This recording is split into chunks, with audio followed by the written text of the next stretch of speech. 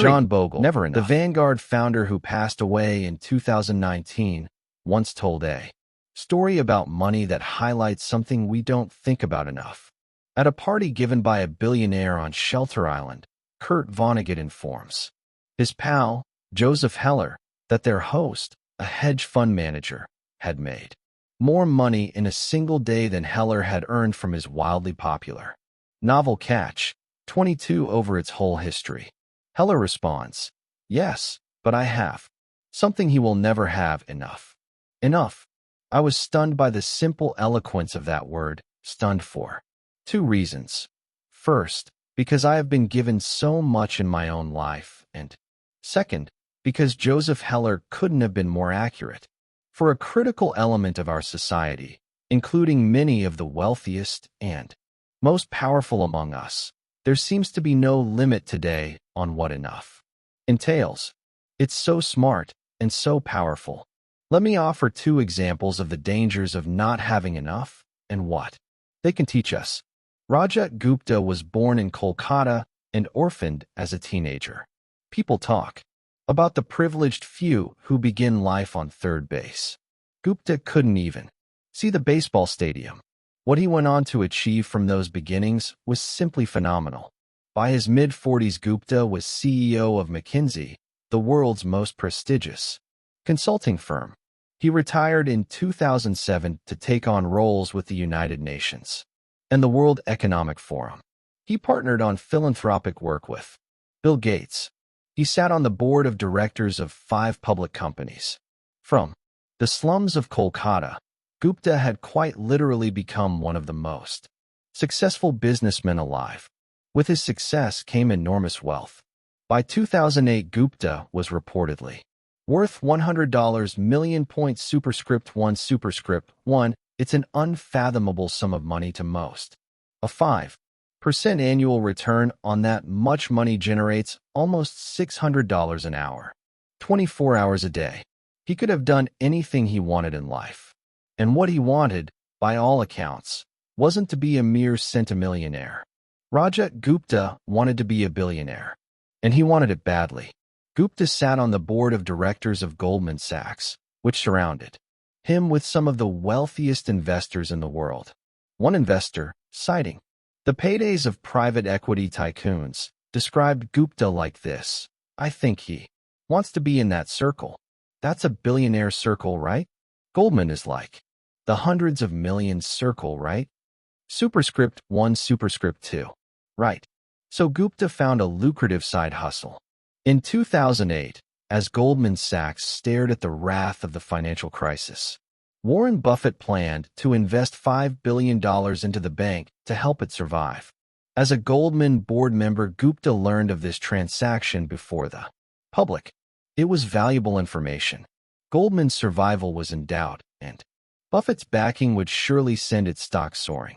16 seconds after learning of the pending deal, Gupta, who was dialed into the Goldman board meeting, hung up the phone and called a hedge fund manager named Rajaratnam.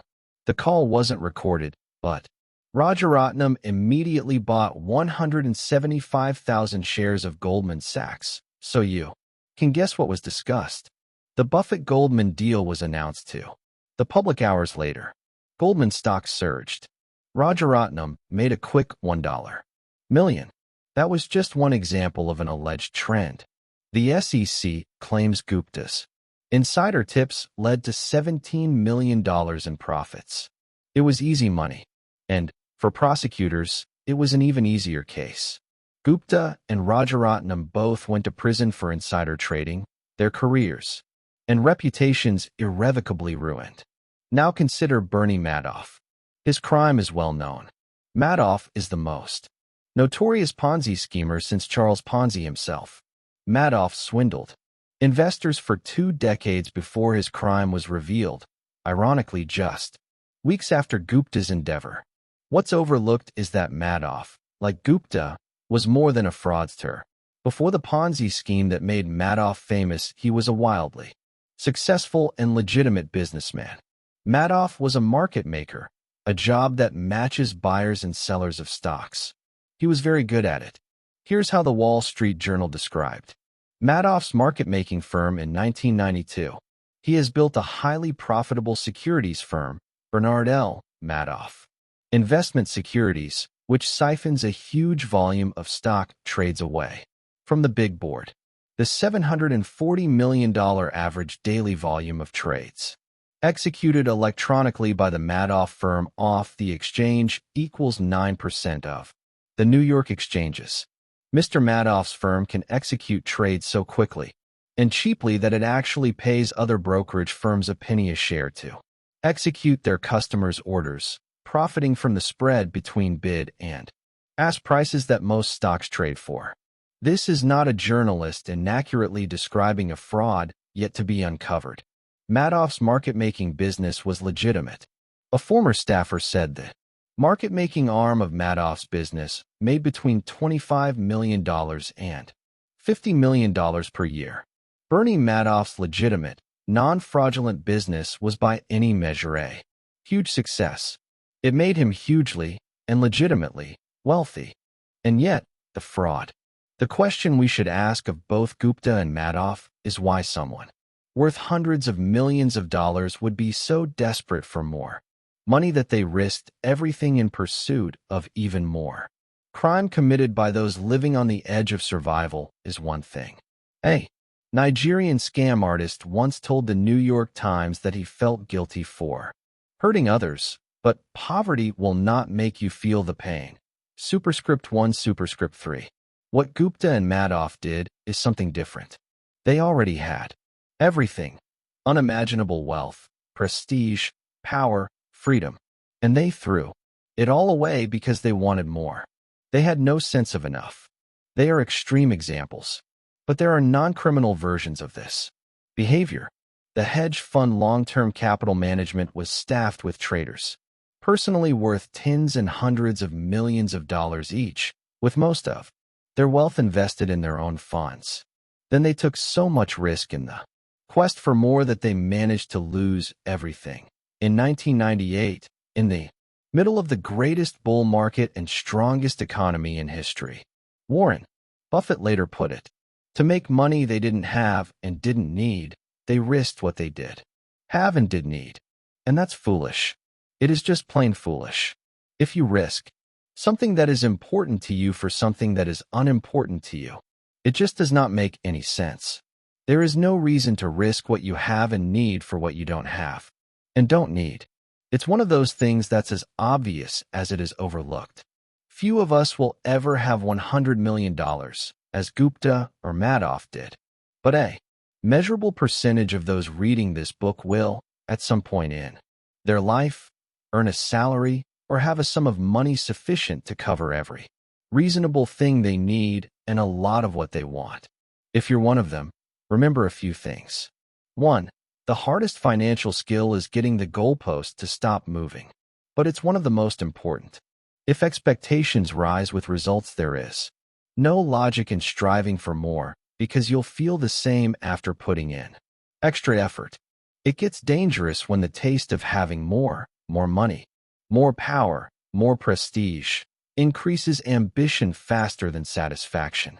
In that case, one step forward pushes the goalpost 2 steps ahead. You feel as if you're falling behind, and the only way to catch up is to take greater and greater amounts of risk. Modern capitalism is a pro at 2 things: generating wealth and generating envy. Perhaps they go hand in hand. Wanting to surpass your peers can be the fuel of hard work. But life isn't any fun without a sense of enough. Happiness, as it said, is just results minus expectations. 2. Social comparison is the problem here. Consider a rookie baseball player who earns $500,000 a year. He is, by any definition, rich. But say he plays on the same team as Mike Trout, who has a 12-year, $430 million contract. By comparison, the rookie is broke. But then think about Mike Trout. $36 million per year is an insane amount of money. But to make it on the list of the top 10 highest paid hedge fund managers in 2018, you needed to earn at least $340 million in 1 year. Superscript 1, That's who people like Trout might compare their incomes to. And the hedge fund manager who makes $340 million per year compares himself to the top 5 hedge fund managers who earned at least $770 million in 2018. Those top managers can look ahead to people like Warren Buffett, whose personal fortune increased by $3.5 billion in 2018. And someone like Buffett could look ahead to Jeff Bezos, whose net worth increased by $24 billion in 2018, a sum that equates to more per hour than the rich baseball player made in a full year. The point is that the ceiling of social comparison is so high that virtually no one will ever hit it, which means it's a battle that can never be won, or that the only way to win is to not fight to begin with, to accept that you might have enough, even if it's less than those around you. A friend of mine makes an annual pilgrimage to Las Vegas. One year he asked a dealer, "What games do you play, and what casinos do you play in?" The dealer, stone cold serious, replied, "The only way to win in a Las Vegas casino is to exit as soon as you enter." That's exactly how the game of trying to keep up with other people's wealth works too. 3. Enough is not too little. The idea of having enough might look like conservatism, leaving opportunity and potential on the table. I don't think that's right. Enough is realizing that the opposite, an insatiable appetite for more, will push you to the point of regret. The only way to know how much food you can eat is to eat until you're sick. Few try this because vomiting hurts more than any meal is good. 4.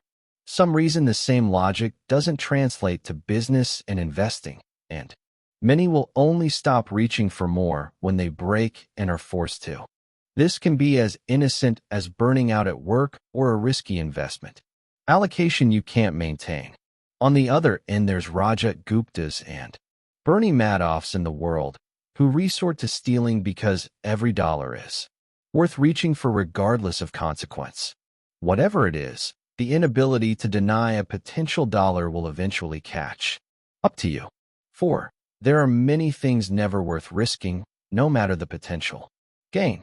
After he was released from prison, Rajat Gupta told the New York Times he had learned a lesson.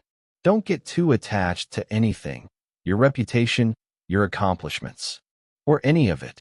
I think about it now. What does it matter? Okay, this thing unjustly destroyed my reputation. That's only troubling if I am so attached to my reputation. This seems like the worst possible takeaway from his experience, and what I imagine is the comforting self-justifications of a man who desperately wants his reputation back, but knows it's gone. Reputation is invaluable. Freedom and independence are invaluable. Family and friends are invaluable. Being loved by those who you want to love you is invaluable. Happiness is invaluable. And your best shot at keeping these things is knowing when it's time to stop, taking risks that might harm them, knowing when you have enough. The good news is that the most powerful tool for building enough is remarkably simple and doesn't require taking risks that could damage any of these things. That's the next chapter.